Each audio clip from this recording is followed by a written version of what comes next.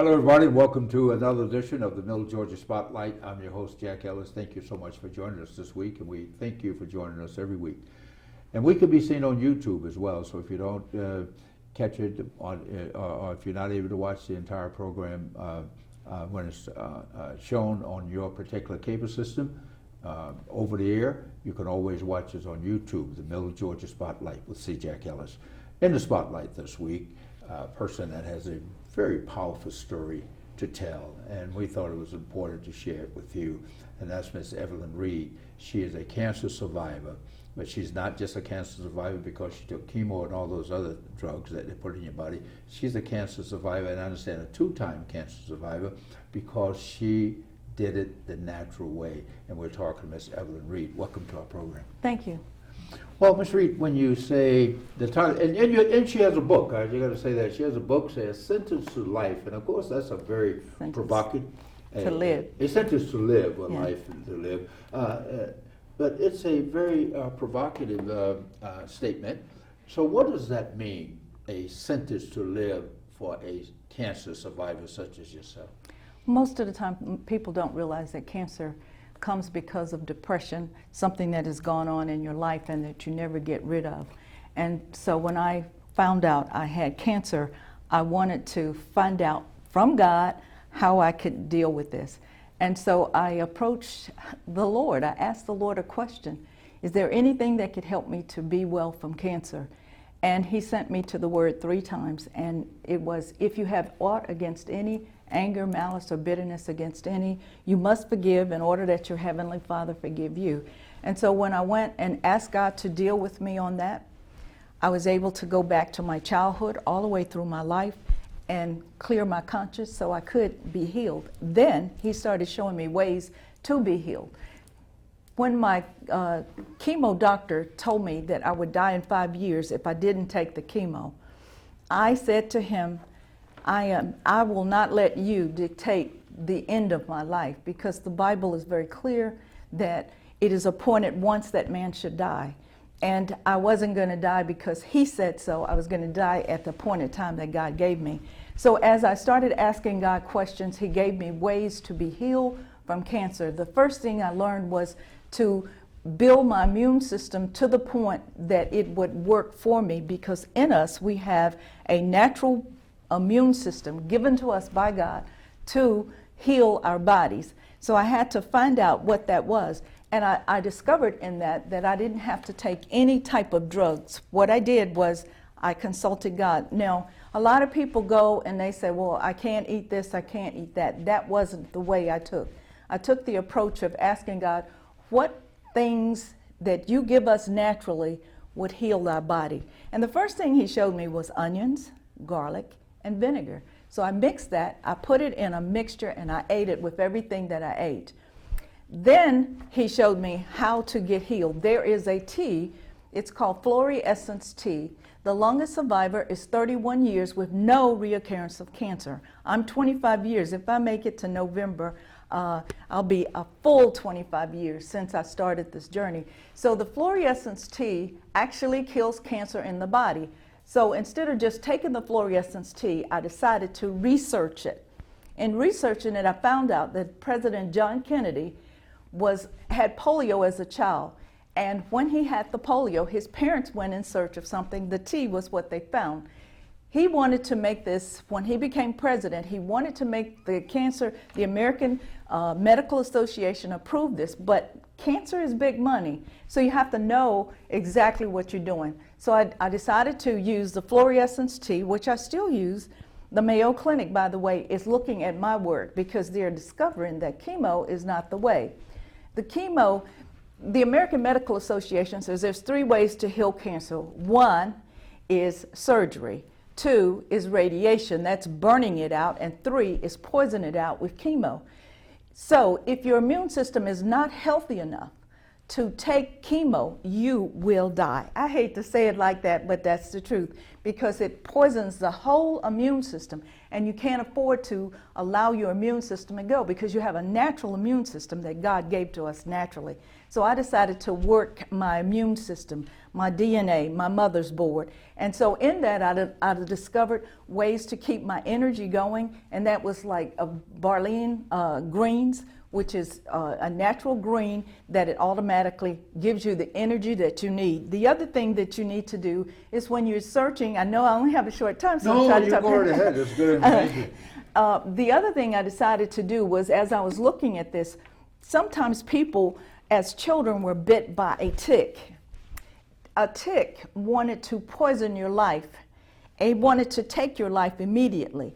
However, it puts a disease inside of your body that doesn't go away. So when you're dealing with cancer or any disease, you have to make sure that you're looking at tick bites, all those kinds of things that live inside of your body that don't go away, any disease. So when a doctor tells you that you have STD or anything that is not going away in your body, you still have to look at that, and that's what I did.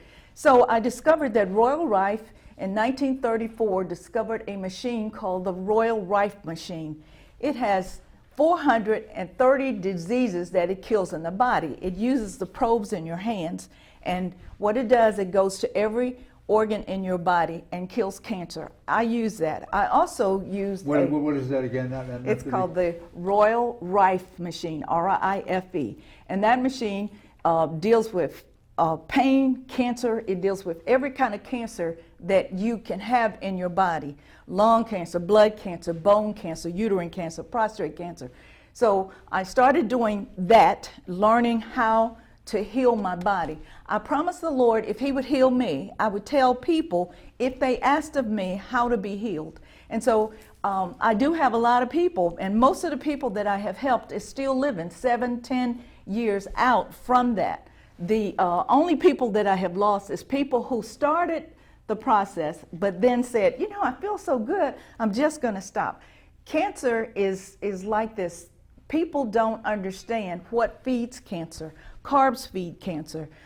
Sugar feeds cancer. And so we don't understand what's going on in that, so we just keep going and going and going and eating what we want. We're not thinking about it. But in my research, I discovered that every disease in the body comes the same way. It all happens in the gut, and we don't take care of our gut. So in the research, I found something called Siberian Pine Nut Oil, and Siberian Pine Nut Oil deals with every kind of stomach issue that you could have. So it deals with the pancreatic cancer. Is that oil readily available on the market in any health food store? You can't get it on a health food store, but you can go online. In fact, I've sold more fluorescence tea and Siberian Pine Nut Oil than anybody. I should be paid for it, but I don't.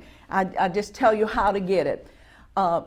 Siberian Pine Nut Oil helps with H. pylori. H. pylori is like a bacteria in the body. It's like a little bacteria that has a tail to it, and that bacteria eats away at the stomach, and that's what causes the pancreatic, all the stomach problems that you have. The other thing is, in my book, I try to tell people how to find out what's going on, and that's paying attention to your body. Your body speaks to you naturally. It's a gift from God that He gave all of us. So your body speaks.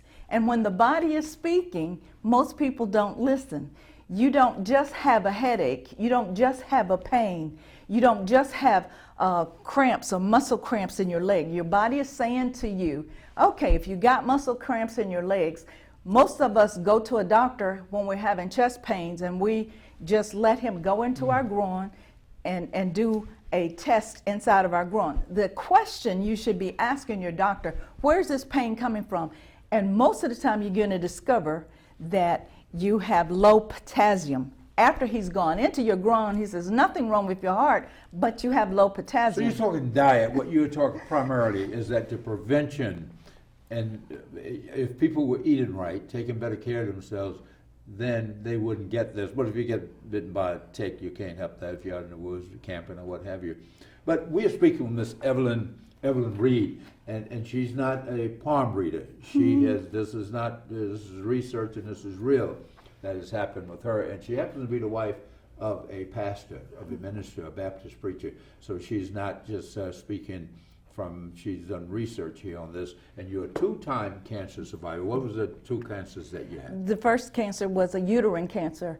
It came from endometriosis, which most women will have endometriosis, but they don't know what's happening. I found out through a loss of a child that I had endometriosis. And what that was is my body was talking to me, but I didn't pay attention. When I first got cancer, I was not listening. And when your body is talking, it's telling you, you don't get tired for no reason. You don't get a mole or a rash on your body for no reason. You don't have headaches for no reason. That's why most diabetics end up dying, because they haven't paid attention to their bodies. When their toes turn a different color, when pain is in their body, they don't ask any questions. They just take an over-counter pill, and they just pop pills without asking questions. Yeah, but let me stop you right there, because most people will go to the same doctor that you are telling. If you have these consistent pains, you will go to that same doctor that you're telling me that will recommend chemo if he or she discovers something's wrong with you. So you're saying you have to do your own, you have to know your own body and know what's going on, as opposed to just listen to what the doctors say. As you said, you didn't take the doctor's advice. Well, I listened to the doctor, and what I did was I listened to the doctor, but I asked God, who created me, who knows every cell in my body, who knows how to heal me if it's his desire.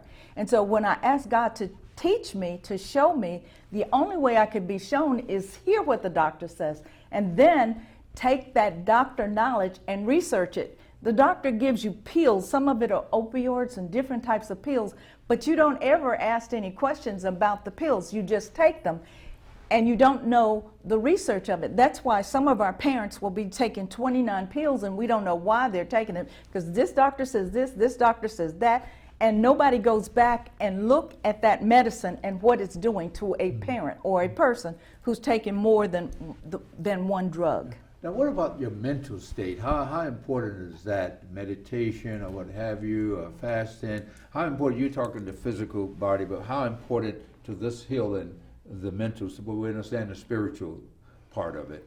And we had a doctor on about 2 months ago, and I don't know whether we had him here, whether the show has been played yet, but he talked about the importance of spirituality to healing. So you tied with, is it the three, the body, the mind, and the spirit that you... Because God gave us all of this naturally. When he created us in the Garden of Eden, he gave us everything that we could eat. The problem is we say, oh, I don't really like bananas, or I don't like cherries, I don't like this. Some of the foods that you eat is given to you, but it's given in a season.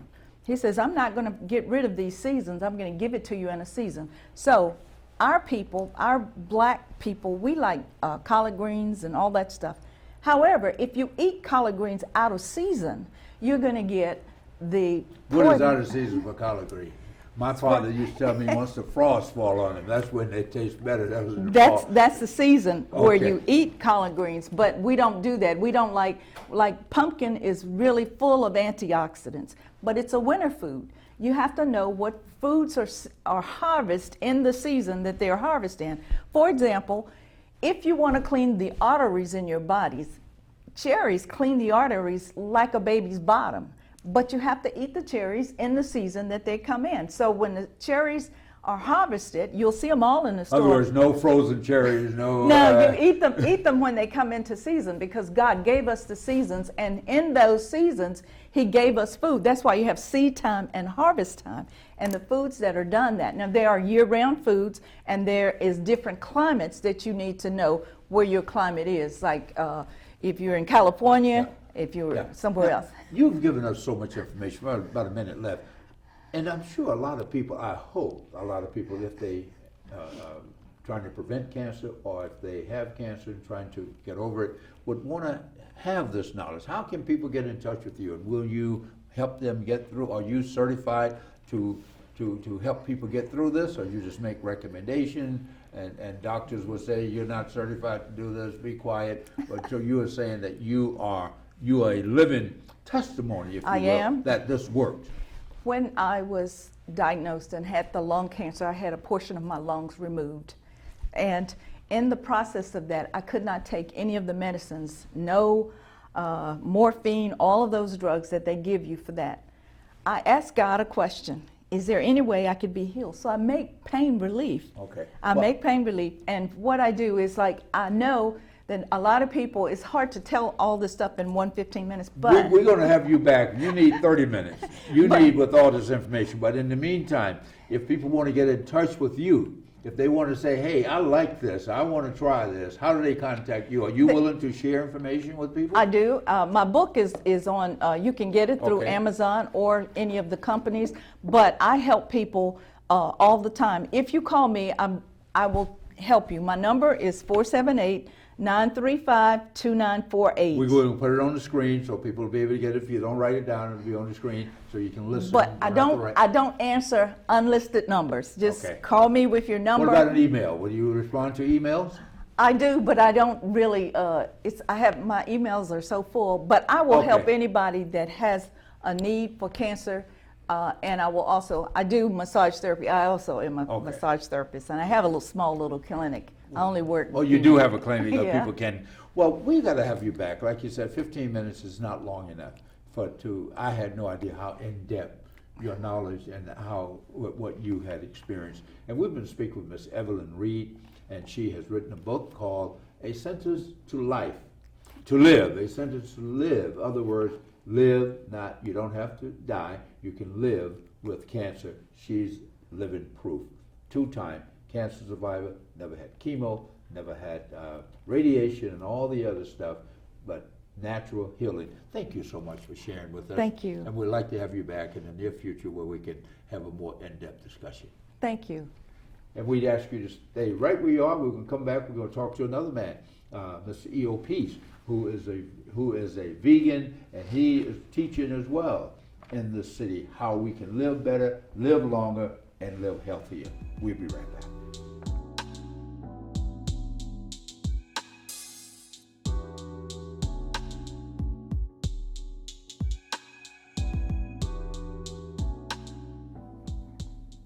Welcome back. We're joined by Mr. E.O. Peace, and I'm going to just call him a teacher, even though he's a retired educator, but he's still teaching, not in the classroom, but the world is his classroom. The community is his classroom. And he teaches about healthy living, yoga, the same things that Mrs. Reid was talking about, but he gives it from a yoga standpoint as well as veganism, but we'll talk a little bit about that. Welcome to our program. Thank you. Yeah. Brother Now, Mayor. so, now you heard the Mrs. Reid on the first part of the show talked sir. about the importance of diet, the importance of the proper mindset, prayer, meditation to healing, and you been doing yoga almost 50 years. How important is yoga? Well, the goal of yoga is self-realization. I'm drawing very heavily from the book called the Bhagavad Gita. I think last year we talked about the Bhagavad Gita and how Ralph Waldo Emerson, Henry David Thoreau, Gandhi, and a lot of other great teachers have related to that particular book. That's called the most authoritative book on yoga in the world today. Originally spoken in Sanskrit on the battlefield of Kurukshetra, according to Indian sources, over 5,000 years ago. The first teaching of yoga is that we're not the material body. Most of us in the West are drawing very heavily from Greco-Roman European civilization, and it draws from the basic premise that the real self is either physical, mental, intellectual. We say the real self is that pure intelligence, and that we all have this basic pure intelligence. We call it the light of divine intelligence at the very basis of our being. And this divine intelligence informs consciousness as well as awareness. It pervades and transcends consciousness and awareness. So the goal of yoga is union with this divine intelligence. In fact, the word yoga is a Sanskrit word, and it means union, yoke, union. So the goal of yoga is union with the Supreme Being, which we call the light of divine intelligence. One might call it God, one might call it Allah, one might call it Buddha nature, one might call it Brahman, one might call it the greatest spirit. In some parts of Africa, we call it Jinyami. In East Africa, we call it in Swahili language, Munga. In fact, in Swahili, we say Munga ni moja. That means that Munga, this all-pervasive, omnipresent, omniscient, supreme being, omnipotent, supreme being, pervades and transcends everything, everywhere. It's smaller than the smallest and bigger than the biggest. So we say it's not just great, it's the greatest. It pervades and transcends even the spaces between subatomic particles. So it's smaller than the smallest, bigger than the biggest, and it's pure intelligence, that light of divine intelligence, which is the basis of all being. So the goal of life, the goal of yoga is union, to reawaken, to come back to your real self, the supreme being. Does it have a healing component to Oh, it? most definitely so, because and I want to talk about, if we have enough time, four different kinds of yoga that I'm specializing in. The first one we call Jnana Yoga, J-N-A-N-A. It's when you're accumulating knowledge, you're gathering knowledge about who you are. What is this? What is God? What is the goal of life? What is the best idea for humanity, and how do we attain it? How do we achieve this higher state of being? How do we know God, and to be honest about it?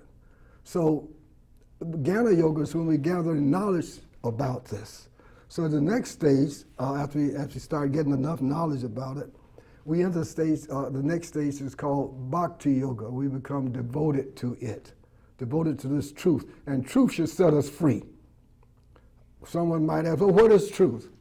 Well, is it setting us free? Free from what? Free from anger, free from lust, free from greed, free from illusion, free disease? Pardon? Disease, free from disease? All those are diseases, diseases. Anger is a disease, if you will. Yeah. Lust, but actually we might start with lust first, because lust is such a disease that when we get it, we get greedy. We don't get it, we get angry. So we have anger, lust, greed, those three. Really bad on our nervous system. So this, after you get into what we call Raj Yoga, we would like to work it out from Karma Yoga to Bhakti Yoga to Karma Yoga. Karma Yoga means we're working for the Supreme. Everything we're doing, all that we do, all that we offer, all that we give away, we're doing it as an offering to the Supreme. Okay, so meditation, which comes under the head of Raj Yoga, is about keeping thoughts out of our consciousness. I know there are some teachers who would say that the real self is consciousness. Some might go a little bit higher and say the real self is awareness. But we found out, according to our research and our experience, that this intelligence is what informs consciousness. Consciousness is also informed by awareness. But both of these are pervaded and transcended by intelligence. So that supreme intelligence, the more we link up with supreme intelligence, the more we can free our consciousness of thoughts.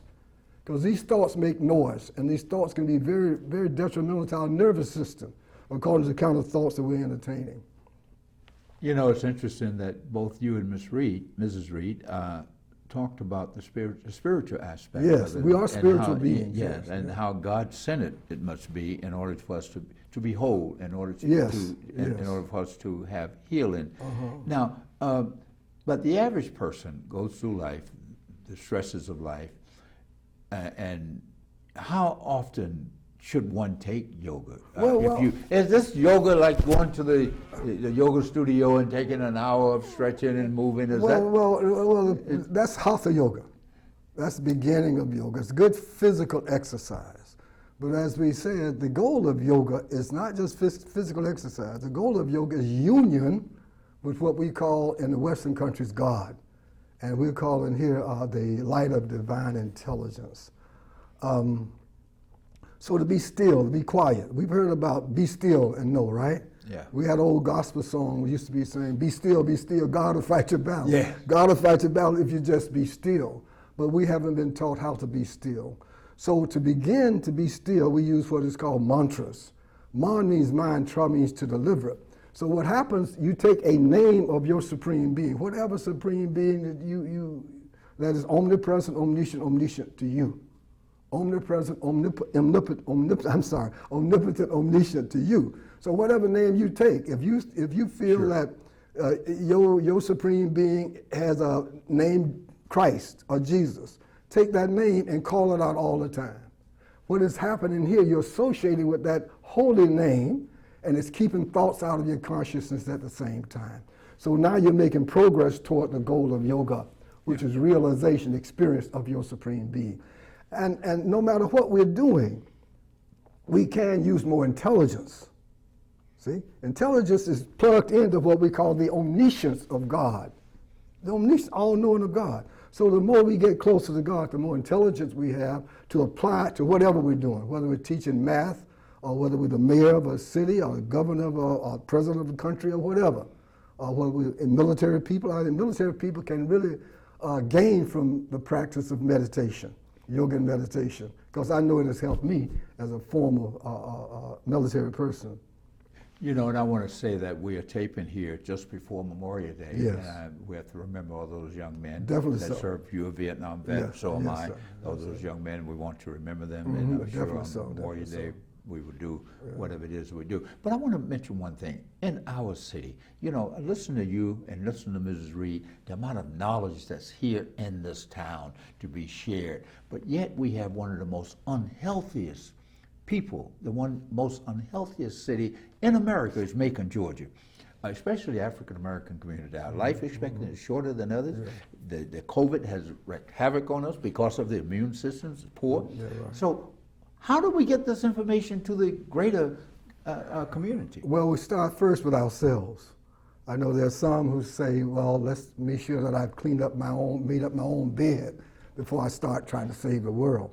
But we say by the study, a real practice of this yoga that we're teaching here, you start getting yourself organized around the supreme organization, which is our supreme being. So get yourself together first, and then radiate out from there to those who are closest to you, to your community, with shows like this, which is very informative, and hopefully the world will be benefited by it.